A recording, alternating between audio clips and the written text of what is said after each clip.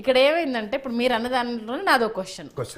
ఇప్పుడు హ్యాట్రిక్ కేంద్రంలో కాబట్టి రాహుల్ గాంధీ అవునన్నా కదన్నా అప్పుడు జరిగిన ఎలక్షన్లో ఆయన ప్రభావం చూపించారు. అద్భుతమైన కాంగ్రెస్ని ఒక ప్రతిపక్ష హోదాకి తీసుకురావడం కావచ్చు, ముచ్చెమటలు పెట్టించారు. గెలుపు దానికి సంబంధించి వాళ్ళు అనుకున్నది ఒకటి, అక్కడ జరిగింది ఒకటి, దాన్ని యాక్సెప్ట్ చేస్తాం. మీరు పదే పదే అంటున్న దానికి సంబంధించి నాకు ఇప్పుడు ఇది థర్డ్ టైంకి సంబంధించి ఖచ్చితంగా ఇది గెలిస్తే లేకపోతే ప్రతిపక్ష హోదాక టఫ్ ఫైట్ ఇచ్చినప్పుడు జార్ఖండ్ దానికి వచ్చేసరికి ఏంటంటే పాత విజయమే ఇప్పుడు వచ్చింది తప్పితే కొత్తగా వీళ్ళకి వచ్చిన సీట్లేం లేవు. బీజేపీకి ఇంకో 2-3 సీట్లు పెరిగాయి, మేము ఇంకా పుంజుకున్నట్టే. కాబట్టి జార్ఖండ్ వాళ్ళు విజయం అనుకుంటే దాన్ని మేము యాక్సెప్ట్ చేయలేము, ఎందుకంటే మాకు అక్కడ పట్టు లేదు. మొదటి నుంచి మేము చెప్తున్నాము, మహారాష్ట్ర మీద ఫోకస్ చేశాము. దాంట్లో కూడా ఇప్పుడు సొరేన్ జైల్లో పెట్టడం వల్ల ఆ ఓటు బ్యాంకును అక్కడ పదిలం చేసుకున్నారు, అది మాత్రమే కలిసి వచ్చింది తప్పితే అదర్వైజ్ అయితే జార్ఖండ్లో కూడా గెలిచింది కాంగ్రెస్ ఖాతాలో వేయడానికి లేదు అని ఇంకో వాదన వినిపిస్తున్నారు. ఏమంటారు? అది తప్పు మాట. జార్ఖండ్లో బరాబర్ కాంగ్రెస్ పార్టీ నాయకత్వం రాహుల్ గాంధీ గారి ఓటు షేరింగ్ అనేది చాలా తగ్గింది అనేది బీజేపీ వాదన. ఉంటుంది, షేరింగ్ తగ్గొచ్చు, కానీ అది కాంగ్రెస్ పార్టీ ఖాతాలోనే ఉంటుంది. మహారాష్ట్ర వరకు వచ్చేసరికి గతంలో శరద్ పవార్ గారు పాలించలేదా? గతంలో కాంగ్రెస్ పార్టీ అధికారంలో రాలేదా? అయితే ఈ సర్కిల్ సిస్టంలో ఓసారి ఏమవుతుందంటే ఓసారి ఒక పార్టీకి అధికారం చేపడుతుంది. ఫర్ ఎగ్జాంపుల్ ఆంధ్రప్రదేశ్ తీసుకొని 155 సీట్లున్న జగన్ ఈరోజు ఏ స్థానంలో ఉన్నామా? అదేవిధంగా 11 స్థానంలో ఉన్నాడు.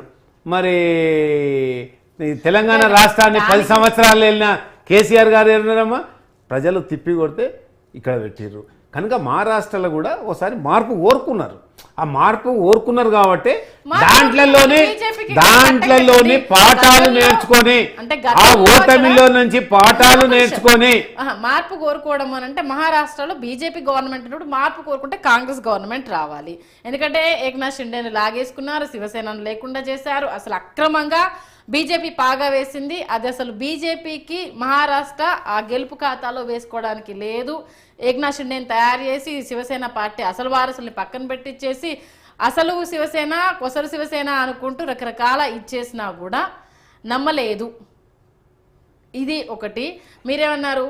పార్టీలు మార్పు కోరుకున్నప్పుడు అక్కడ బీజేపీ ఉన్నప్పుడు కాంగ్రెస్ వైపుకి కదా రావాల్సింది, రాకపోవడానికి రీజన్ ఇప్పుడు మీరు అన్నది అంటే నా క్వశ్చన్ ఒకటమ్మా.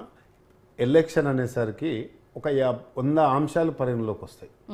స్థానికంగా ఉన్న సమస్యలు కానీ, రాష్ట్రంలో ఉన్న సమస్యలు కానీ, అదే దేశ భద్రత గురించి కానీ, దేశంలో ఉన్న ఇది కానీ ఇవన్నీ వస్తాయి. వచ్చినప్పుడు ఏమైందంటే ఓటరు ఇప్పుడు తెలంగాణలో మార్పు కోరుకున్నప్పుడు ఏది వెనక ముందు ఆలోచించారు.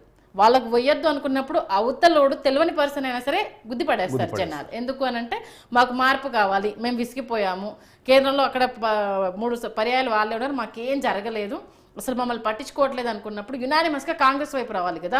221 ఏంటండి మరీ దారుణంగా? అంటే దీన్ని మనం పెద్దగా చర్చించుకోవాల్సిన అవసరం లేదు సంధ్య గారు. ఎందుకంటే సమస్య ఏంటంటే తెలంగాణ పాలనలో ఉండడం చర్చకు దారితీస్తుంది సమస్య. మళ్ళీ దీంట్లో మీరు రాహుల్ గాంధీ ఇంప్లీట్ అయి ఉన్నారు కాబట్టి అదొకటి. అంటే ఇప్పుడు తెలంగాణలో కాంగ్రెస్ పార్టీ అధికారంలో, పక్క రాష్ట్రంలో ఆంధ్రప్రదేశ్లో మా తెలుగుదేశం పార్టీ అధికారంలో, అక్కడ కూడా కాంగ్రెస్ పార్టీ అధికారం రావాలనే ప్రశ్న ఉత్పన్నం కాదు కదా. అంటే మహారాష్ట్ర ఇంకా తెలుగు రాష్ట్రాలు, ఇవి తెలుగు మాట్లాడుకునే రాష్ట్రం, ఇది మహారాష్ట్ర అనేది ఇంకా కొంచెం దూరం, ఇంకా పక్క రాష్ట్రంలోనే లేనప్పుడు దీని ఈ పక్క కాంగ్రెస్ పార్టీ వైపు రావాలి మహారాష్ట్ర ప్రజలు అనుకుని వాళ్ళు ఏ ఉద్దేశంతో ఓట్లు వేసిరో, ఏం కాంక్షించి ఓట్లు వేసిరో, మరి రాబోయే రోజులలో ఏం వాగ్దానం ఇచ్చారో ఆ ప్రభుత్వాలు కానీ, నరేంద్ర మోడీ గారి ప్రభుత్వం కానీ, అదేవిధంగా భారతీయ జనతా పార్టీ ఏం హామీలు ఇచ్చిందో అనేది భవిష్యత్తు తెలుస్తుంది. కనుక మేము ఇక్కడ ఒకటి సంధ్య గారు, నేను స్ఫూర్తిగా ఒక ప్రశ్న, మేము ఎప్పుడు కూడా చాలా సందర్భాల్లో పార్టీ ఓడిపోయినప్పుడు ఉన్నాం, గెలిచినప్పుడు కూడా ఉన్నాం. ఓడిపోయినప్పుడు మేము ఎప్పుడు కూడా గాంధీ భవన్ వదలలే, గెలిచినప్పుడు కూడా గాంధీ భవన్ వదలలే. కార్యకర్తలు ఎందుకంటే ఎదుగుతూ పడుతూ ఎదుగుతూనే వచ్చినాం ఎప్పుడు కూడా. మీరు చూసిరా, నెహ్రూ గారు, ఇందిరాగాంధీ గారు, ఆ తర్వాత జనతా పార్టీ వచ్చింది, ఆ తర్వాత భారతీయ జనతా పార్టీ వచ్చింది, ఆ తర్వాత ఎన్డీఏ కూటమి వచ్చింది, ఆ తర్వాత ఎన్నో వచ్చినాయి కదా. అంటే పడుతూ లేస్తున్న పార్టీ కాంగ్రెస్ పార్టీ. ఇలా మహారాష్ట్రలో వచ్చిందంటే సరే ప్రజల తీర్పు, దాన్ని మనం స్వాగతించాల్సిందే కాంగ్రెస్ పార్టీ ఒక కార్యకర్తగా.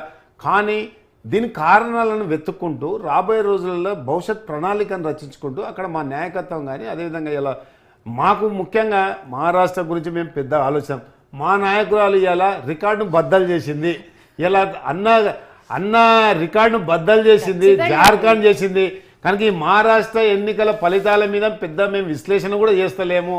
ఎందుకంటే 4 లక్షల చేంజ్, 4-5 లక్షల చేంజ్ అంటే దాదాపు రాహుల్ గాంధీకి 3,64,000 ఓట్లు ఆయనకి, ఈమెకు 4 లక్షల చేంజ్ వచ్చింది. ఇవాళ all India Congress committee, all India అంటే భారతదేశంలోని కాంగ్రెస్ పార్టీ కార్యకర్తల చిన్న డౌట్ అంటే రాహుల్ గాంధీ కన్నా ఇప్పుడు ప్రియాంక గాంధీని ప్రజలు ఎక్కువగా కోరుకుంటున్నారా? ఆల్మోస్ట్.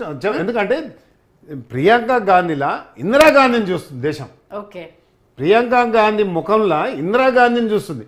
ఇందిరాగాంధీ అనే ఒక ఉక్కు మహిళ ఈ దేశంలో ఎన్నో సంస్కరణలు తీసుకొచ్చి ఉపాధి కల్పనలో ప్రైవేట్ సంస్థలన్నీ కూడా ప్రభుత్వ రంగ సంస్థలుగా మార్చి నా ఎస్సీలకు నా బీసీలకు ఇలా ప్రభుత్వ రంగ సంస్థలుగా మార్చి ఉద్యోగ కల్పన కోసం ఆమె త్యాగం చేస్తే, ఇదే నరేంద్ర మోడీ గారు ప్రభుత్వ సంస్థలను కూడా ప్రైవేట్ సంస్థలుగా మార్చి ఇలా ఓబీసీలను ఎస్సీలను ఎస్టీలను ఇల్లు మూస్తున్న సంగతి మనకు తెలుసు. అందుకొరకే రాబోయే రోజుల్లో ఖచ్చితంగా అన్న చెల్లెలు దేశ పటిష్టత కోసం సంజయ్ గారు బాగా మీకు ఒకటి చెప్తా. ఇప్పుడు దేశ ప్రధానిగా ఇందిరాగాంధీ గారి చావు ఎవరి కోసం జరిగిందండి? దేశం కోసం జరిగింది. అదే విధంగా రాజీవ్ గాంధీ చావు దేశం కోసం. అంటే తల్లి తనయుల బలిదానం ఈ దేశం ఎప్పుడు మర్చిపోదు. అదే విధంగా సోనియా గాంధీ గారికి నోటి కాడుకు వచ్చింది ప్రధానమంత్రి, త్యాగం చేసింది. అదే విధంగా రెండో యూపీఏ 2లో రాహుల్ గాంధీ గారు అవసరం అనుకుంటే ప్రైమ్ మినిస్టర్ సీట్ త్యాగం చేసింది. బలిదానాల కుటుంబం, త్యాగాల కుటుంబం ఈ దేశం ఎప్పుడు కూడా మర్చిపోదాం. అందుకే రాహుల్ గాంధీ గారు పరిపక్వతకు చెందిన నాయకుడుగా ఈరోజు ఏదైతే తెలంగాణలో సమగ్ర కులజనం జరుగుతుందో వారు ఒక 29 రాష్ట్రాల్లో ఆదర్శంగా తీసుకోవాలి. తెలంగాణ రాష్ట్రం నుంచి స్టేట్మెంట్ చేయడం మనం హర్షించదగ్గ విషయం.